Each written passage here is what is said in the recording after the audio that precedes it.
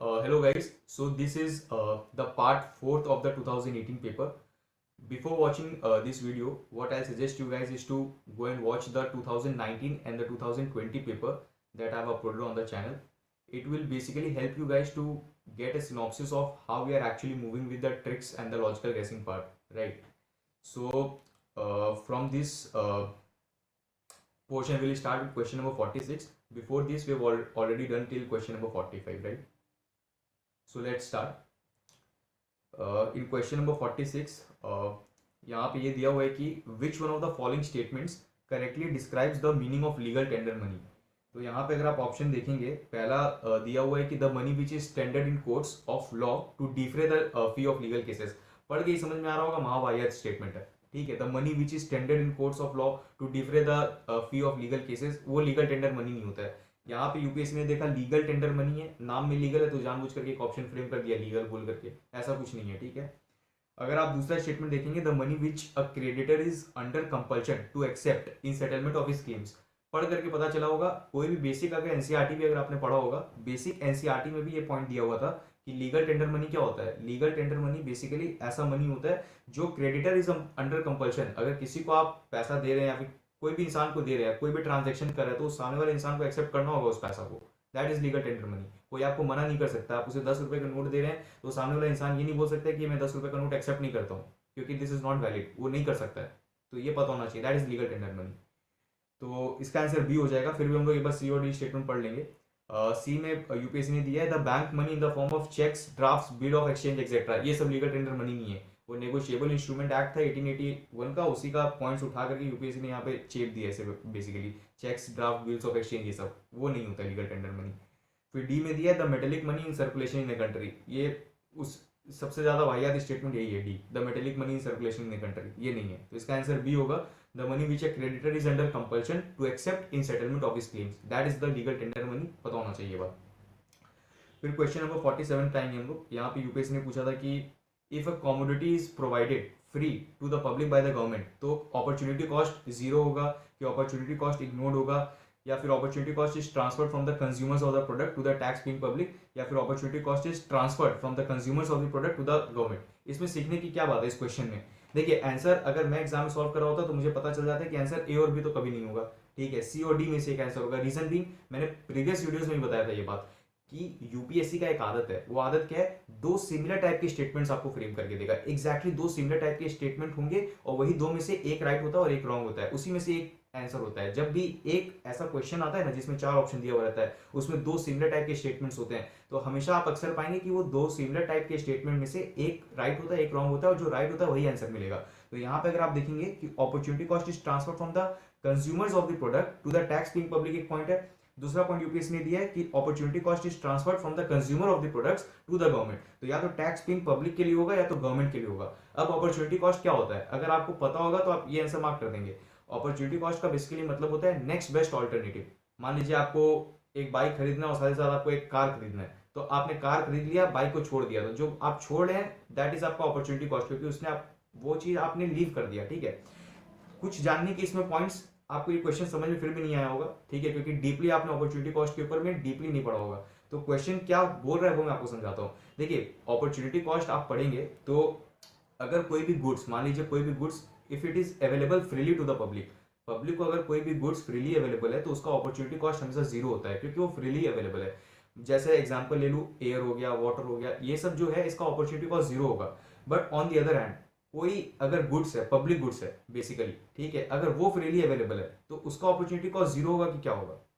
वापस सुनिएगा जो मैं कह रहा हूँ कि अगर कोई पब्लिक गुड्स है जो फ्रीली अवेलेबल है पब्लिक को, जैसे एग्जांपल स्ट्रीट लाइट हो गया, डिफेंसेस के जो सर्विस हो गए, इंडियन आर्मी के जो डिफेंसेस के सर्विसेज, कुछ भी वो फ्रीली अवेलेबल है लोगों को, तो क्या उसका अपॉर्चुनिटी कॉस्ट जीरो होगा.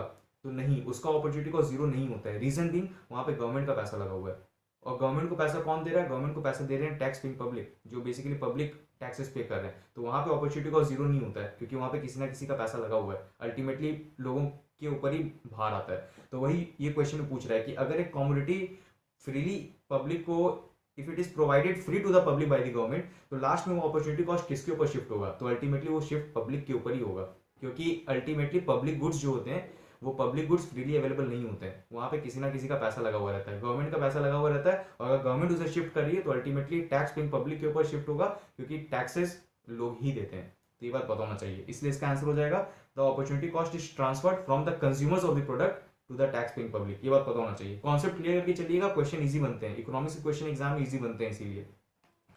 क्वेश्चन नंबर 48 यूपीएससी ने पूछा था कि increase in absolute and per capita real GNP, ठीक है, do not connote a higher level of economic development if, ठीक है, industrial output fails to keep pace with agricultural output, agricultural output fails to keep pace with industrial output, poverty and unemployment increase, या फिर imports grow faster than exports, ठीक है।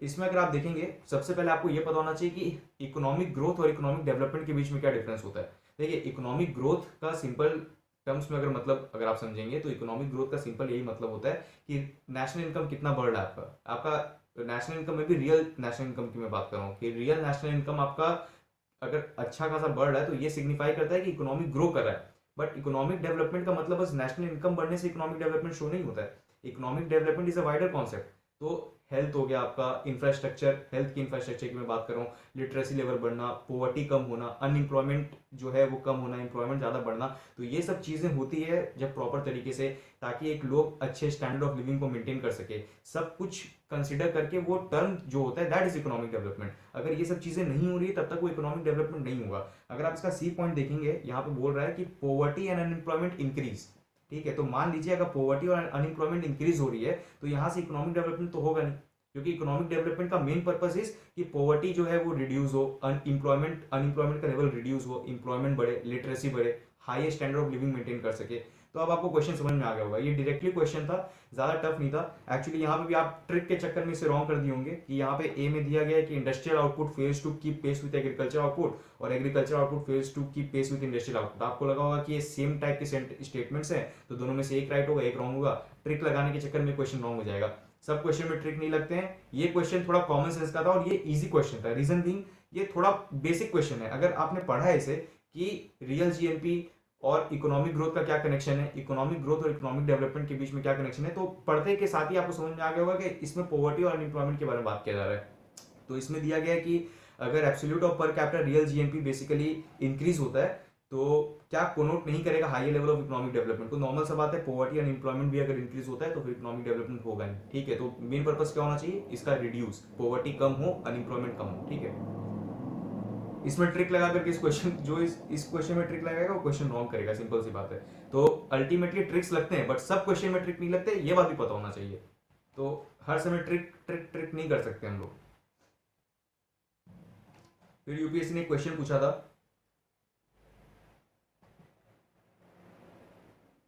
Question number 51 देखेंगे हम लोग यहाँ पे, कि जो ह्यूमन कैपिटल का फॉर्मेशन है as a concept is better explain in terms of a process which enables, ठीक है। ह्यूमन कॉन्सेप्ट के बारे में, ह्यूमन कैपिटल फॉर्मेशन के बारे में यूपीएससी पूछ रहा है बेसिकली, कि इसमें से आपको बताना है कि क्या क्या राइट है क्या क्या रॉन्ग है, ठीक है। Individuals of a country to accumulate more capital, फिर दिया है कि सेकंड पॉइंट आप देखेंगे कि increasing the knowledge, skill level and capacities of the people of the country. फिर थर्ड अगर आप देखेंगे accumulation of tangible wealth, fourth देखेंगे एक्यूमुलेशन ऑफ इनटेंजिबल वेल्थ, ठीक है। तो नॉर्मल सा बात है, ह्यूमन कैपिटल फॉर्मेशन क्या होता है, स्किल्स डेवलपमेंट, ये सब। अभी आप नॉर्मल इंसान है, आप मान लीजिए पढ़ लिख लेंगे, कुछ बन जाएंगे, एक ह्यूमन कैपिटल ही बन जाएंगे, ठीक है, करीब आप देश के लिए काम आएंगे, कुछ भी करेंगे। स्किल्स आप अपने अंदर जितना ज़्यादा डेवलप करते जाएंगे उतना ज़्यादा आप एक तरीके से ह्यूमन कैपिटल बनते जा रहे हैं। तो आप टच तो नहीं कर सकते हो ना, ये सब चीज़ आप नॉलेज वॉलेज जो गैदर कर रहे हैं वो तो अल्टीमेटली टच नहीं किया सकता है। तो टेंजिबल है नहीं, वो इंटेंजिबल है। टेंजिबल मतलब क्या होता है, जिसे टच करके आप महसूस कर सकते हैं। मान लीजिए आपने मशीन खरीदा तो, या फिर आपने फैक्ट्री में कोई भी चीज़ सेटअप किया तो उसे टच करेंगे तो आपका टेंजिबल वेल्थ हो गया। बट नॉलेज, फिर स्किल्स, ये सब इनटेंजिबल वेल्थ होते हैं। तो नॉर्मल सा बात है, थर्ड और फोर्थ है तो साथ में हो नहीं सकता। मैंने अभी आपको बताया, तो टेंजिबल हो गया तो इंटेंजिबल होगा, दोनों एक साथ में आएगा नहीं। ये सोच करके आप एलिमिनेट करते। ये इजी क्वेश्चन था, ये तो बहुत इजी क्वेश्चन था इनफैक्ट। इसका आंसर 2 और 4 होगा। ये नॉलेज, स्किल लेवल, कैपेसिटी ये सब है 2, और इसमें फोर्थ अगर आप देखेंगे accumulation of intangible wealth, fourth ये आएगा। तो इसका आंसर हो जाएगा सी, 2 एंड 4 ओनली। ये बात पता होना चाहिए, इजी क्वेश्चन था, ये डिस्कस करने वाले जैसा क्वेश्चन नहीं था। फिर यूपीएससी ने क्वेश्चन पूछा था कि despite being a high saving economy, capital formation में not result in significant increase in output due to. तो बेसिकली वीक एडमिनिस्ट्रेटिव मशीनरी, फालतू पॉइंट है। इलिटरेसी, ये भी नहीं होगा। हाई पॉपुलेशन डेंसिटी, ये भी नहीं होगा। और देखिए वापस वो ट्रिक है, यहाँ पे हाई पॉपुलेशन डेंसिटी, फिर यहाँ पे हाई कैपिटल आउटपुट रेशियो। अभी मैंने बताया वो जो सिंगल स्टेटमेंट में यूपीएससी जानबूझ करके दो स्टेटमेंट आपको ऐसा देगा, उसमें एक राइट होता है एक रॉन्ग होता है। यहाँ भी स्टार्ट हो रहा है हाई से, डी नंबर भी स्टार्ट हो रहा है हाई से, या तो आंसर होगा हाई पॉपुलेशन डेंसिटी या तो आंसर होगा high capital output ratio. Question क्या जैसे पूछ रहा है, कैपिटल के बारे में पूछ रहा है, ढंग से पढ़ेंगे आपको दिखेगा, यहाँ कैपिटल के बारे में पूछ रहा है और यहाँ आउटपुट के बारे में पूछ रहा है। इसका आंसर आंख बंद करके high capital output ratio mark करते राइट होता। इकोनॉमिक्स के क्वेश्चंस में एक और चीज याद रखिएगा, ये ट्रिक अपने कॉपी में लिख लीजिए या फिर कहीं पे भी लिख लीजिए। यूपीएससी में जब इकोनॉमिक्स के क्वेश्चंस आते हैं ना, इकोनॉमिक्स में अक्सर आंसर क्वेश्चन में ही छुपा रहता है। तो उस टाइम पे हमें अलग से दिमाग लगाने की जरूरत नहीं होती है कि बैठ करके हम लोग सोच रहे कि अच्छा ये तो नहीं होना चाहिए। क्वेश्चन में ही, क्वेश्चन के टर्म में से ही आप बहुत बार आंसर निकाल सकते हैं। इकोनॉमिक्स के कॉन्सेप्चुअल क्वेश्चन से ही निकल जाते हैं, बहुत पता होना चाहिए। तो ये हाई कैपिटल आउटपुट रेशियो इसका आंसर है, आंख बंद करके मार्क कीजिएगा, राइट होगा। क्या होता है हाई कैपिटल आउटपुट रेशियो का सिंपल टर्म्स में समझाऊं तो, एक यूनिट ऑफ आउटपुट बनाने के लिए आप बेसिकली कितना कैपिटल खर्च करते हैं, that is capital output ratio. तो मान लीजिए आज मैं एक एग्जांपल देता हूं आपको, मान लीजिए आज आपको एक बिस्किट का पैकेट बनाना है, तो एक बिस्किट 10 रुपए में बेच रहे हैं आप, तो उस 10 रुपए का बिस्किट का पैकेट बनाने के लिए आपने कितना कैपिटल लगाया होगा। मान लीजिए आपने 7 या 8 रुपए लगाया, तो आप उसे 3 या 4 रुपए में बना सकते थे, बट आप 7-8 रुपए खर्च कर रहे हो वो एक पैकेट बिस्किट बनाने के लिए। इसका मतलब आपका कैपिटल आउटपुट रेशियो बहुत ज्यादा हाई है। तो आप कितना ही सेव कर लीजिए, अल्टीमेटली कैपिटल फॉर्मेशन तो आपका होने वाला है नहीं, क्योंकि आपने एक आउटपुट ही बनाने में इतना कैपिटल लगा लिया। समझ में आ गया होगा कॉन्सेप्ट ये। तो वही बोल रहा है कि despite being high saving economy, कितना ही सेव कर लीजिए but ultimately capital formation result होगा ही नहीं, क्योंकि अगर आपका हाई कैपिटल आउटपुट रेशियो है तो बहुत सिंपल से कॉन्सेप्ट्स रखने, ज्यादा दिमाग नहीं लगाना होता है, डायरेक्टली ट्रिक से भी क्वेश्चन सॉल्व हो जाते हैं। एग्जाम में देखते हैं 50 नंबर में आपको ए और बी तो ऐसे एलिमिनेट कर देना चाहिए था, आंसर या तो सी होता है तो डी होता है, क्योंकि दोनों हाई से स्टार्ट हो रहे हैं। या तो हाई पॉपुलेशन डेंसिटी होता या तो हाई कैपिटल आउटपुट रेशियो होता। तो कहने का ये मतलब है, दो सिमिलर स्टेटमेंट्स आएंगे, आंसर उसी में से छुपा हुआ रहता है, ये बात ध्यान रखिएगा बार बार। 51 यूपीएससी ने पूछा था कि after the Santhal uprising subsided what was were the major या फिर measures taken by the colonial government. तो कॉलोनियल गवर्नमेंट ने बेसिकली क्या मेजर्स लिया था संथाल अपराइजिंग के बाद में, ये पूछ रहा है कि संथाल अपराइजिंग जब शांत हो गया था उसके बाद में। तो the territories called Santhal Pargana way created, पढ़ करके बहुत जनरल वाइब आ रही होगी, और मैंने बहुत बार बोला है कि हमेशा आपको वाइब पहचानना है कि पॉजिटिव वाइब आ रही है पढ़ करके या नेगेटिव वाइब आ रही है। पहला स्टेटमेंट पढ़ेंगे कि संथाल परगना क्रिएट हुआ होगा, तो नॉर्मल से बात है। अब संथाल अपराइजिंग सबसाइड हुआ है, शांत हुआ है, तो कुछ ना कुछ तो बेनिफिट दिया गया होगा उनको, तो संथाल परगना बना दिया गया है, तो ठीक है, पहला स्टेटमेंट राइट है। दूसरा, it became illegal for a Santhal to transfer land to non Santhal, और पढ़ के भी लग रहा होगा कि यार ऐसा होना चाहिए, अगर नहीं हो तो कोई सेंस नहीं बनता है, कहने का मतलब है। तो अगर संथाल जो है, it became illegal for a Santhal to transfer land to a non Santhal, अगर आपने स्पेक्ट्रम भी पढ़ा होगा, स्पेक्ट्रम में दिया हुआ है, और संथाल अपराइजिंग, पीजेंट्स की जितने भी अपराइजिंग है, चाहे आप बेसिकली 1857 रिवॉल्ट के पहले बहुत सारे पीजेंट्स का अपराइजिंग पढ़ेंगे, उसके बाद 1857 के बाद में भी स्पेक्ट्रम में दिया हुआ है पीजेंट्स के अपराइजिंग, जिसमें पबना एग्रेरियन रिवॉल्ट हो गया, इंडिगो रिवॉल्ट हो गया, डेक्कन वाले रिवॉल्ट्स हो गए, वो सारे रिवॉल्ट्स जितने भी हो गए, बैठ करके आपको अच्छे से पढ़ना है। आजकल यूपीएससी का आदत हो गया है, मैंने 2020 का जब पेपर सॉल्व किया था तभी बताया था कि हिस्ट्री में कुछ कुछ क्वेश्चन है जहां से यूपीएससी इंटरेस्टेड है आपसे क्वेश्चन पूछने के लिए, जैसे वर्किंग क्लास के मूवमेंट्स हो गए, पीजेंट्स रिवॉल्ट हो गए, गवर्नमेंट ऑफ इंडिया के जितने भी एक्ट्स हो गए, ठीक है, कॉन्स्टिट्यूशनली जो भी कॉन्स्टिट्यूशनल प्रोविजंस वाले जितने भी एक्ट्स है वो सारे, वो सब यूपीएससी का मोस्ट फेवरेट एरिया है। हिस्ट्री में एजुकेशन का टॉपिक, प्रेस का टॉपिक, हर साल क्वेश्चन आता है एजुकेशन के टॉपिक में। 2018 का पेपर खोल लीजिए, 2019 का पेपर खोल लीजिए, या फिर 2020 का पेपर खोल लीजिए, ऐसा कोई साल नहीं है जिस साल यूपीएससी ने एजुकेशन के ऊपर में क्वेश्चन नहीं पूछा। तो इसीलिए ये सब टॉपिक्स को आप छोड़ नहीं सकते हैं। ये पीजेंट्स रिवॉल्ट वाला टॉपिक आपको पता होना चाहिए। संथाल अपराइजिंग बहुत इंपॉर्टेंट टॉपिक है, अगले बार यूपीएससी चौर अपराइजिंग के बारे में पूछ सकता है, तो उसी हिसाब से आपको सीक्वेंस में अपना बेसिकली ये सारे चैप्टर्स को कंप्लीट करना होगा। तो ये पता होना चाहिए था आपको 51। फिर उसके बाद 52 क्वेश्चन देखेंगे। यूपीएससी ने पूछा था कि economically one of the results of the British rule in India 19th century में वो क्या था। तो 1850 की बात कही जा रही है 19th सेंचुरी में, मतलब 1800 से 1900 का पीरियड में। तो इसका आंसर होगा increase in the exports of Indian handicraft. फालतू स्टेटमेंट है, ठीक है, उस टाइम पे इंडियन हैंडीक्राफ्ट का एक्सपोर्ट बढ़ जाए, मतलब अजीब सा स्टेटमेंट फ्रेम करके दे रहा है यूपीएससी। पहला स्टेटमेंट रॉन्ग है, ठीक है। उसके बाद में अगर पहला स्टेटमेंट राइट होता भी तो फिर नॉर्मल सी बात है, इंडिया का कंडीशन और ज्यादा बेटर होता, बट उल्टा था, इंपोर्ट ज्यादा कर रहे थे, हमारे हैंडीक्राफ्ट इंडस्ट्री यहाँ पे बर्बाद हो रहे थे बैठ करके। Economic impact of British rule आपने चैप्टर पढ़ा होगा हिस्ट्री में, वो बहुत इंपॉर्टेंट है, उससे भी हर साल एक क्वेश्चन आना फिक्स है। और यूपीएससी उसमें कॉमर्शियलाइजेशन ऑफ इंडियन एग्रीकल्चर आप पूरा बैठ करके उसमें पढ़ेंगे ना, जब बैठ करके सीक्वेंस में, तो आपको समझ में आएगा, उसे स्टोरी के रूप में आपको पता होना चाहिए कि क्यों ऐसा हो रहा था। कि हैंडीक्राफ्ट इंडस्ट्री रून हो गया था, ठीक है, डबल फार्मर्स ये सब के ऊपर में डबल बर्डन ट्रिपल बर्डन होते जा रहा था। वो लोग ये क्या कहते हैं, हैंडीक्राफ्ट इंडस्ट्री भी तबाह हो जाता है, बाद में छोड़ छाड़ करके वो लोग गाँव भाग जाते हैं और वहाँ पे जा करके फिर एग्रीकल्चर के ऊपर में बर्डन क्रिएट हो जाता है। तो वो जब पूरा सीक्वेंस में आप पढ़ेंगे तो आपको चीज़ें प्रॉपर तरीके से समझ में आएंगी। फेमाइन का सिचुएशन आ जाता है, लोग मरने लगते हैं, बहुत खराब सिचुएशन हो जाती है उस टाइम पे। दूसरा आप पढ़ेंगे कि growth in the number of Indian own factories, ये भी महावाहियात स्टेटमेंट है। कहाँ से उस टाइम पे इंडियन ओन फैक्ट्रीज आपको ग्रोथ देखने को मिलेगा। इनफैक्ट 1850 के बाद आप देखेंगे कि रेलवे 1853 में आता है, 1853 में। उसके बाद में फिर जूट की फैक्ट्री लगती है, कॉटन की फैक्ट्री लगती है, आपने पढ़ा होगा रिसला में लगता है 1855 में।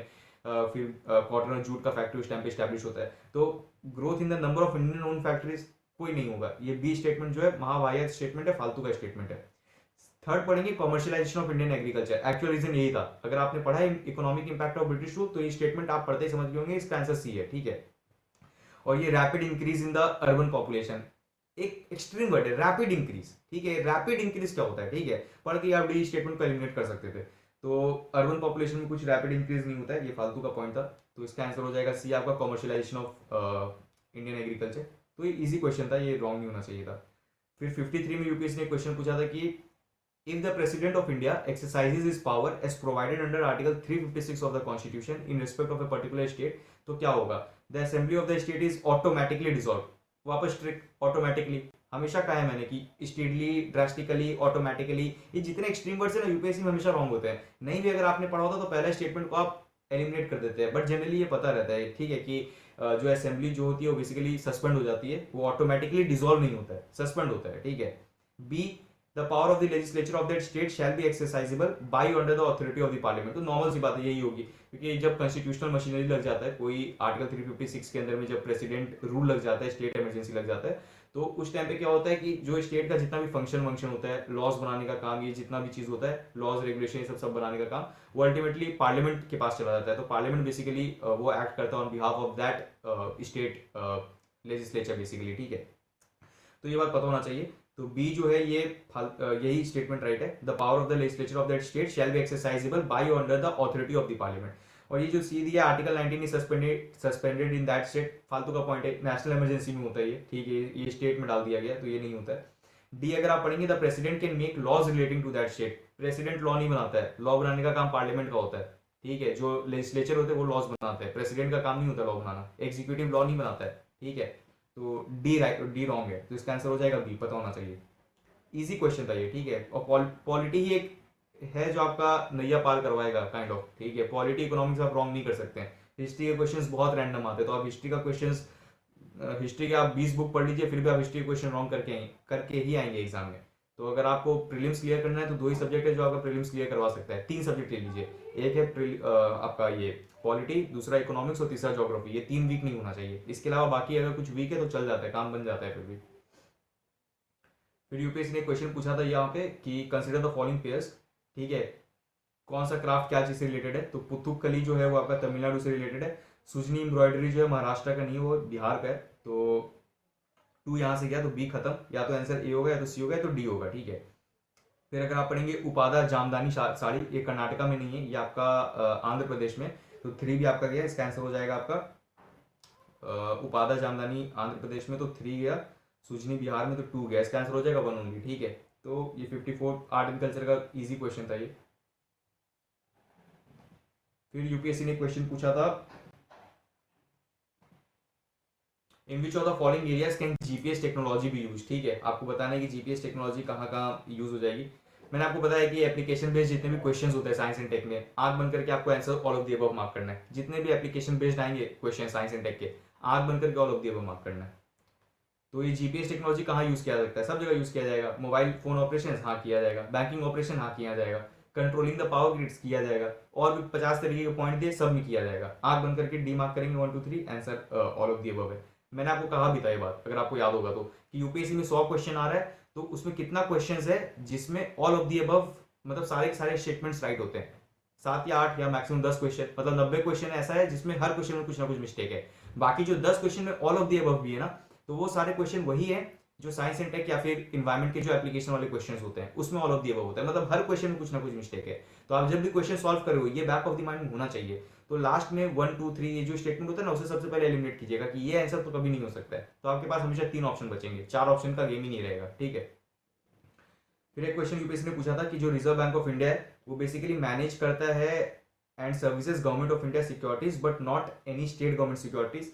तो negative statement again, but not any state government securities. क्यों भाई, स्टेट गवर्नमेंट का करने के लिए कोई अलग से आरबीआई का बॉडी है क्या? जैसे आरबीआई जो है वो तो पूरे देश का है ना, स्टेट गवर्नमेंट में ऐसा कोई बॉडी आरबीआई जैसा जो बेसिकली आरबीआई का फंक्शन कर रहा है स्टेट के लिए? नहीं कर रहा है, तो कौन करेगा? आरबीआई ही करेगा ना स्टेट गवर्नमेंट का भी। तो पहला स्टेटमेंट राइट है, तो पहला स्टेटमेंट रॉन्ग है, सॉरी। तो जैसे ही आपने पहला स्टेटमेंट रॉन्ग किया, डी हटा और यहाँ से ए हटा, तो आंसर या तो बी होगा या तो आंसर सी होगा, 2 and 3 ओनली, मतलब 3 राइट है। मतलब ट्रेजरी बिल जो है offer are issued at a discount from the par value. Normal सा बात है, वही होता है कि आप फेस वैल्यू से मतलब बेसिकली जो फेस वैल्यू होता है उससे कम पे आप उसे ट्रेजरी बिल को दे देते हैं, और जब रिडीम करने पे आता है तो जो आपका फेस वैल्यू का अमाउंट है वो आपको मिल जाता है, ठीक है। तो वही है कि डिस्काउंट पे इशू होता है और फिर बाद में पार वैल्यू पे आप उसे रिडीम करवा लेते हैं। तो थर्ड स्टेटमेंट राइट है आपका। सेकंड स्टेटमेंट अगर आप पढ़ेंगे कि ट्रेजरी बिल जो होता है वो इशू किया जाता है गवर्नमेंट ऑफ इंडिया के द्वारा, नॉर्मली पता रहता है, ठीक है। And they are no treasury bill issued by the state government. ये स्टेटमेंट एग्जैक्टली पता होना चाहिए, एग्जैक्टली पता होना चाहिए, सुपर इंपॉर्टेंट स्टेटमेंट है। और ट्रेजरी बिल अगर आपने पढ़ा होगा तो ये स्टेटमेंट आपने पढ़ा ही होगा कि स्टेट गवर्नमेंट का एक ही तो डिफरेंस है, ट्रेजरी बिल, डेटेड सिक्योरिटीज, ये सब आपने पढ़ा होगा। तो डेटेड सिक्योरिटीज ये सब जो है वो स्टेट गवर्नमेंट भी देता है। स्टेट डेवलपमेंट लोन्स जो है वो स्टेट गवर्नमेंट जो होता है वो उसे इशू कर सकता है, बट ट्रेजरी बिल ही एक ऐसा चीज है जो बस सेंटर करता है, वो स्टेट नहीं करता है। यही तो एक ट्रेजरी बिल में डिफरेंस का पॉइंट था। तो 2 स्टेटमेंट राइट है, तो ये बात पता होना चाहिए। ट्रेजरी बिल अगर आपने ढंग से पढ़ा है, जो मनी मार्केट का इंस्ट्रूमेंट मैंने ऑलरेडी डाल के रखा है वीडियो, आप जा करके उसे देखिए। Treasury bill, commercial paper, certificate of deposit, जितने भी चीजें हर साल यूपीएससी पूछ रहा है क्वेश्चन ये सब चीजों के ऊपर में, तो ये सब चीज आप स्किप नहीं कर सकते। 2022 के पेपर में भी ट्रेजरी बिल के ऊपर में क्वेश्चन आया था, कमर्शियल पेपर के ऊपर में क्वेश्चन आया था, सर्टिफिकेट ऑफ डिपॉजिट के ऊपर में भी क्वेश्चन आया था। तीनों स्टेटमेंट यूपीएससी ने पूछा था, तो इसीलिए ये टॉपिक आप छोड़ नहीं सकते एग्जाम पॉइंट ऑफ व्यू से। तो ट्रेजरी बिल जो है उसको इशू गवर्नमेंट ऑफ इंडिया करता है, और स्टेट गवर्नमेंट जो है वो ट्रेजरी बिल को नहीं इंट्रोड्यूस करते, बात पता होना चाहिए, इशू नहीं करते हैं। तो इसका आंसर 2 and 3 होगा। फिर यूपीएससी ने एक क्वेश्चन पूछा था कि साइंस एंड टेक का क्वेश्चन है ये, कि जो अर्थ का मैग्नेटिक फील्ड है has reverse every few thousand years. पढ़ के लग रहा है जनरल स्टेटमेंट है कि ठीक है यार रिवर्स हुआ होगा, वो भी दिया एवरी फ्यू थाउजेंड ईयर्स। अब इतना बैठ करके तो कुछ रिसर्च नहीं हो रहा है ना कि अच्छा देखे कि कितना हो रहा है कितना नहीं हो रहा है। एप्लीकेशन बेस्ड क्वेश्चंस जितने भी होता है answer all of the above होता है, साइंस एंड टेक में मान करके चलना है। When the Earth was created more than 4,000 million years ago, there was 54% oxygen and no carbon dioxide। मतलब एक्सट्रीम का भी एक्सट्रीम क्वेश्चन बना दिया यूपीएससी ने। 4,000 मिलियन ईयर्स एगो, एक पहला फैक्ट, 54% ऑक्सीजन, दूसरा fact no carbon dioxide, negative statement. मतलब 2 का रॉन्ग होने का प्रोबेबिलिटी 2000%, तो 2 तो कभी आंसर होने वाला ही नहीं है। तो जैसे ही आप काटेंगे डी गया बी गया, या तो आंसर ए होगा या तो आंसर सी होगा। हमें पता है पहला स्टेटमेंट राइट है। थर्ड हम लोग पढ़ेंगे अब। When living organisms originated, they modified the early atmosphere of the earth। पढ़ के भी लग रहा होगा कि ठीक है, जब लिविंग ऑर्गेनिज्म ऑरिजिनेट होंगे तो मॉडिफिकेशन तो पार्ट है, जिंदगी का पार्ट ही है मॉडिफिकेशन। तो they modified the early atmosphere of the earth. पढ़ के लग रहा होगा जनरल स्टेटमेंट है, जनरल वाइब आ रही होगी, आंख बंद करके मार्क करना है, थर्ड राइट है। इसका आंसर हो जाएगा 1 and 3 ओनली। तो ये इजी क्वेश्चन था, इसमें कोई सोचने का क्वेश्चन था भी नहीं। कि साइंस एंड टेक में ऐसे भी मैंने आपको कहा है कि जो बहुत जनरल स्टेटमेंट रहते हैं वो देख करके भी आप मार्क कर सकते हैं एकदम आंख बंद करके। फिर यूपीएससी ने क्वेश्चन पूछा था कि द टर्म्स ये सब जो है वानाक्राई, पेटिया, इटर्नल ब्लू, ये सब जो न्यूज में मेंशन है ये क्या चीज से रिलेटेड है? तो इसका आंसर है साइबर अटैक्स। बहुत इंपॉर्टेंट है। अब यूपीएससी मेंस में साइबर ये सब जो टॉपिक्स है, साइबर क्राइम हुआ, साइबर अटैक हुआ, ये सब के ऊपर में यूपीएससी बहुत इंटरेस्ट ले लेकर के आजकल मेंस में क्वेश्चन पूछ रहा है। इसलिए जो साइबर अटैक वाली ये सब जो चीजें हैं ना, इसके ऊपर आप छोड़ नहीं सकते हैं। तो बैठ करके आप पढ़ लीजिएगा, ठीक है। फिशिंग क्या होता है, एक MITM क्या होता है, मैन इन द मिडिल, ठीक है। एक होता है आपका DDoS, distributed denial of services, ठीक है। ये सब चीज़ों के बारे में आपको पता होना चाहिए। रैंसमवेयर क्या होता है, तो ये जो बेसिकली जैसे वानाक्राई जो है, वानाक्राई से रैंसमवेयर, ठीक है। तो ये सब जो है ये सब साइबर अटैक्स है। तो साइबर अटैक वाला जो चीज़ है, साइबर अटैक के टाइप्स क्या होते हैं, साइबर अटैक के टूल्स क्या होते हैं, जो टूल्स होता है उसके बारे में आपको पता होना चाहिए। Fishing, malware, DDoS, man in the middle, cyber espionage के बारे में आप पढ़ लिए। तो ये सब पोर्शन अच्छे से कंप्लीट कर लीजिएगा बैठ करके। यही सब चीज होता है और कुछ नहीं होता है। अगले बार क्रिप्टो करेंसी के बारे में यूपीएससी ने 2-3 बार पूछ लिया। अगर स्टेटमेंट में यहाँ पे अगर आप देख करके exoplanet, crypto currency, cyber attack, mini satellite, थोड़ा बहुत रिसर्च करके आप 2-2 पॉइंट लिख लिए होते हैं या फिर न्यूज में देख लिए होते हैं कि ये सब चीज से रिलेटेड क्या क्या चीज़ न्यूज़ में है, तो आपका ये टॉपिक कंप्लीट हो गया होता, कहने का ये मतलब है।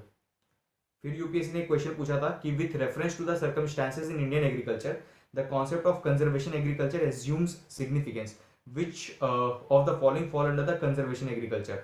तो कंजर्वेशन एग्रीकल्चर के अंदर में क्या क्या आता है, तो कंजर्वेशन एग्रीकल्चर के बारे में आपने पढ़ा होगा, ठीक है, कि 3-4 उसके बेसिक प्रिंसिपल्स होते हैं, जैसे एडेप्टिंग मिनिमम टिलेज, कि जितना कम हो सके उतना मिनिमम टिलेज करो, ज़्यादा कम से कम सॉइल को डिस्टर्ब करना बेसिकली पर्पस होता है, ठीक है। उसके बाद में इसमें आप देखेंगे कि एडेप्टिंग मिनिमम टिलेज होगा।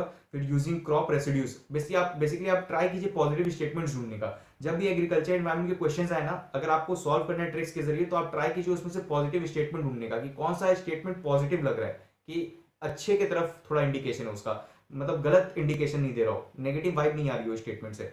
जैसे using crop residues to cover soil cover होता होगा, ठीक है। Adapting spatial and temporal crop sequencing, crop rotation अच्छी चीज है, ठीक है, इंटरक्रॉपिंग, क्रॉप रोटेशन, ये सब अच्छी चीज है, तो कंजर्वेशन एग्रीकल्चर में हो तो समझ में भी आता है। तो अगर आप देखेंगे कि 4-5 तो होना ही चाहिए, तो आप देखेंगे 4-5 या तो बी में है या तो सी में है, ठीक है। तो ए आंसर कभी नहीं होगा और डी आंसर कभी नहीं होगा। अब हम लोग देखेंगे 2 भी दिया है इसमें, तो इसका मतलब एडेप्टिंग मिनिमम टिलेज भी आंसर है। हम लोग देखेंगे कि 3 होगा कि नहीं। Avoiding the cultivation of plantation crops, देखिए अगर कंजर्वेशन एग्रीकल्चर का आपको कॉन्सेप्ट क्लियर है, आपको पता है कंजर्वेशन एग्रीकल्चर क्या होता है, तो ये क्वेश्चन आपका राइट हो जाएगा। कंजर्वेशन एग्रीकल्चर में लोगों को समझ में ये नहीं आता है, लोगों को लगता है कि प्रॉफिट मैक्सिमाइजेशन हो रहा है। मान लीजिए कि कम दाम पे कम हम लोग उसमें ये क्या कहते हैं, बेसिकली आपका इनपुट लगाए और मैक्सिमम आउटपुट लेते हैं, मैक्सिमम प्रॉफिट लेते हैं, तो वो कंजर्वेशन एग्रीकल्चर के लिए गलत है। तो ऐसी नहीं होते।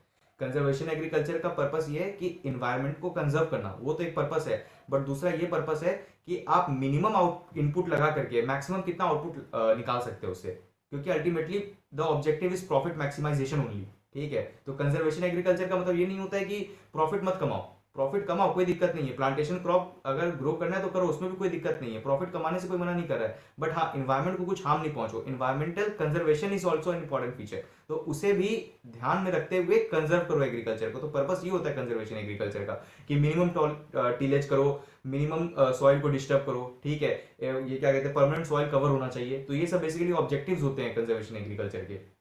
इंटीग्रेटेड फार्मिंग सिस्टम हो, क्रॉप रोटेशन हो, इंटरक्रॉपिंग हो, जितने पॉजिटिव चीजें सब कंजर्वेशन एग्रीकल्चर के अंदर में आती है, तो ये बात पता होना चाहिए। तो ये avoiding the cultivation of plantation crop, ये कंजर्वेशन एग्रीकल्चर का मतलब बेसिकली ये नहीं है, ठीक है। प्लांटेशन क्रॉप भी ग्रो कर सकते हैं, ऐसा मना नहीं कर रहा है, ठीक है, तो ये बात पता होना चाहिए। तो थर्ड जैसे ही आप काटेंगे आपको डायरेक्टली आंसर मिल जाएगा 2-4-5। और ये जो है अवॉइडिंग दी मोनोकल्चरल प्रैक्टिसेस, मैंने भी बताया, तो ऐसा कुछ नहीं है कि कंजर्वेशन एग्रीकल्चर बोल रहा है, हाँ प्रोमोट जरूर करने कहता है, इंटरक्रॉपिंग करने के लिए कहता है आपका, उसके बाद में क्रॉप रोटेशन करने के लिए कहता है, ये बात पता होना चाहिए। तो इसका आंसर हो जाएगा 2-4-5। और फिर आप इसे सॉल्व कर सकते थे थोड़ा बहुत, अगर आप ये क्वेश्चन आप तब तक सॉल्व नहीं कर पाते जब तक आपको कंजर्वेशन एग्रीकल्चर का एक्चुअल मीनिंग नहीं पता था, ठीक है। अब लोग इसमें हजारों ट्रिक्स लगा दे कि इसमें ये ट्रिक लगेगा वो ट्रिक लगेगा, बट एग्जाम टाइम पे ये क्वेश्चन सॉल्व करने लायक नहीं था अनलेस आपको कंजर्वेशन एग्रीकल्चर का कॉन्सेप्ट नहीं पता हो। फिर यूपीएससी ने क्वेश्चन पूछा था 6 मार्क्स एक्सटिंक्शन के बारे में। तो एक काम करते हैं दोस्तों, इसे हम लोग दूसरे वीडियो में कवर करते हैं, ठीक है। ऑलरेडी लेंथ वीडियो का बढ़ा करके फ़ायदा नहीं है, तो हम लोग आने वाले वीडियोस में इसे कवर करते हैं, ठीक है। आप मुझे देख करके जरूर कमेंट करके बताइएगा कि आपको वीडियोस कैसे लग रहे हैं, और अगर आपको लगता है कि वीडियो की लेंथ बहुत ज़्यादा बढ़ रहे हैं तो मैं बस ट्रिक्स अपलोड करके भी वीडियो डाल सकता हूँ, ठीक है। फिर मैं एक्सप्लेन नहीं करूँगा, जो जिसमें ट्रिक्स लग रहा है वो मैं बताऊँगा, उसी हिसाब से वीडियो बना करके मूव ऑन कर जाऊँगा, ठीक है। तो आप जैसा होगा आप मुझे कमेंट करके बताइएगा।